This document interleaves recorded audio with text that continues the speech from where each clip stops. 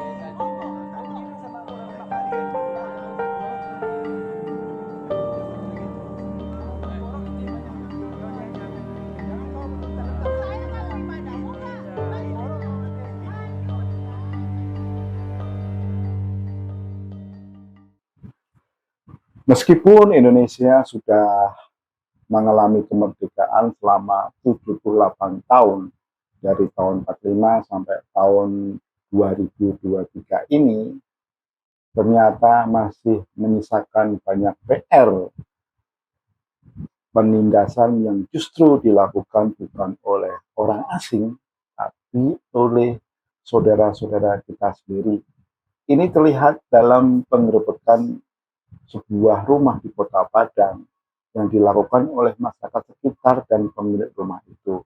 Jadi ceritanya rumah itu dikontrak saudara-saudara kita dari Pulau Nias. Jadi kita ketahui Pulau Nias ini mayoritas beragama Kristen atau Kristiani. Nah, di rumah tersebut mereka melakukan namanya kegiatan pendalaman Alkitab. Sebenarnya pendalaman Alkitab itu adalah sebuah kegiatan rohani yang biasa ya, yang tidak begitu menghebohkan, bukan kegiatan ibadah besar. Karena fokusnya bukan pada liturgi, tapi lebih pada pendalaman firman Tuhan yang biasanya dilakukan dalam kelompok kecil. Ya, meskipun ada juga di situ kegiatan menyanyi, memuji nama Tuhan ya, tapi tidak seperti pada kegiatan-kegiatan ibadah yang memang mempunyai liturgi yang ketat dan baku. Nah, bismillah ternyata menimbulkan kasus. Jadi menurut masyarakat setempat atau tanah-tanah situ, mereka itu tidak menyukai dengan kegiatan itu. Karena mereka anggap kegiatan bernyanyi yang biasanya memang diiringi juga dengan alat musik, dan gitar ataupun entah itu organ gitu ya, organ tunggal gitu, itu menimbulkan kebisingan dan mereka merasa terganggu. Dan pada akhirnya mereka memprotes kegiatan itu pada pemilik rumah, dan pemilik rumah juga bersulut kemarahannya, sehingga dia mendatangi rumah tersebut, bahkan sampai memecahkan jendela kaca dari rumah dia sendiri. Mungkin dia geram ya, sebab diprotes oleh warga sekitar ada kegiatan yang membuat gangguan di rumah yang kebetulan dia miliki dan dikontrak oleh warga-warga dan dikontrak oleh saudara-saudara kita dari Kepulauan Nias. Nah, ini akhirnya berbuntut panjang, di mana pada saat itu ada seorang anggota masyarakat situ atau mungkin juga warga situ yang mengatakan bahwa kalau tetap mereka ngotot melakukan kegiatan ini, dia akan menggorok leher dari yang bersangkutan atau dari pihak warga Nias di situ.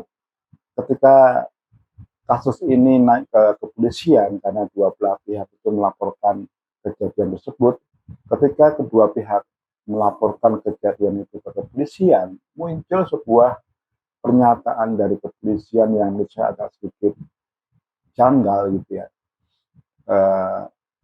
Barangkali ya salah satu klausul yang dilaporkan oleh pihak pengontrak, yaitu mungkin adanya persekusi, jadi penggerbekan, yang kedua pengerusakan, yang ketiga adalah ancaman menggorok leher dari warga yang sedang melakukan kegiatan rohani di situ yang dilakukan oleh salah seorang, mungkin juga tetangga di situ.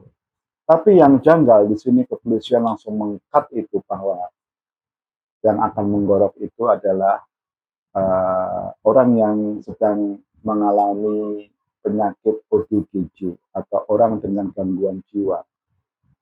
Saya agak sedikit kaget. Kok bisa ya kepolisian tiba-tiba membuat sebuah kesimpulan tanpa ada sebuah pendalaman atau membuat sebuah mendatangkan tenaga ahli atau melakukan penelitian terlebih dahulu terhadap profil orang yang ingin menggorok leher ini. Ataukah kepolisian sengaja hanya ingin menutupi supaya kasus ini tidak melebar dan besar, akhirnya menjadi konflik horizontal? Ya mungkin juga seperti itu. Karena dengan mengatakan bahwa yang ingin menggorok leher ini adalah pasien dengan sakit jiwa, tentunya akan menutup, akan membenarkan semua apa yang dia katakan dan mungkin juga apa yang akan dia lakukan. Misalkan nanti tiba-tiba ada yang digerok lehernya, langsung bisa dibenarkan karena itu adalah pasien ODGJ, kan begitu. Menurut saya hal ini suatu hal yang tidak adil gitu loh.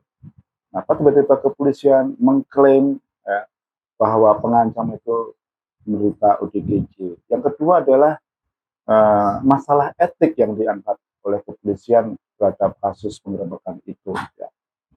Dan menurut pihak kepolisian di situ kalau saya perhatikan mereka mengatakan bahwa itu masalah etika di mana ada warga sekitar terganggu karena kegiatan pendalaman rohani di situ.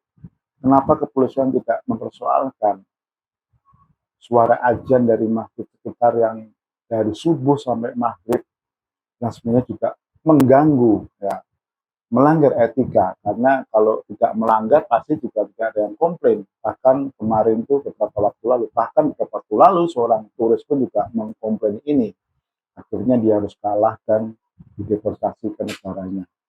Bahkan ada seorang warga negara Indonesia di Sumatera Utara juga kena masalah ini gara-gara dia memprotes volume suara azan yang akhirnya harus mendekam di penjara. Ini yang aneh ya, yang melanggar etika siapa, justru pemproteslah yang harus mendapat tindakan kriminal.